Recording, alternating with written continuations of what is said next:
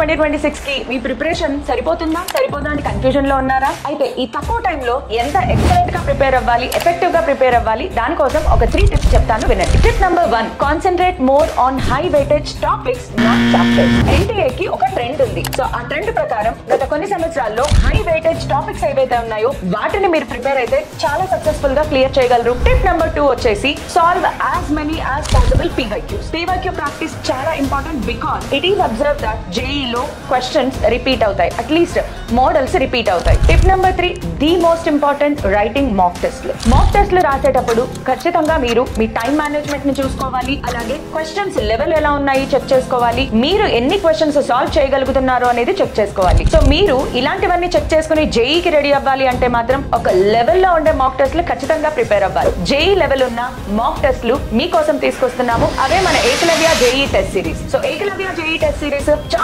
చాలా రీసెర్చ్ చేసి ఎన్నో రాత్రులు నిద్ర లేకుండా మన వేదాంతు మాస్టర్ టీచర్స్ అందరూ తయారు చేసిన అద్భుతమైన టెస్ట్ సిరీస్ చాలా హెల్ప్ అవుతాయి. అండ్ రియల్ గా మీరు జేఈ ఎగ్జామ్ రాస్తున్నారా అన్నంత ఫీల్ ఇచ్చే టెస్ట్ సిరీస్ అనమాట. సో మీరు గనక జేఈని ఫేస్ చేయాలి అంటే ఏకలవ్య టెస్ట్ సిరీస్ ని మాత్రం ఫేస్ చేయాల్సిందే.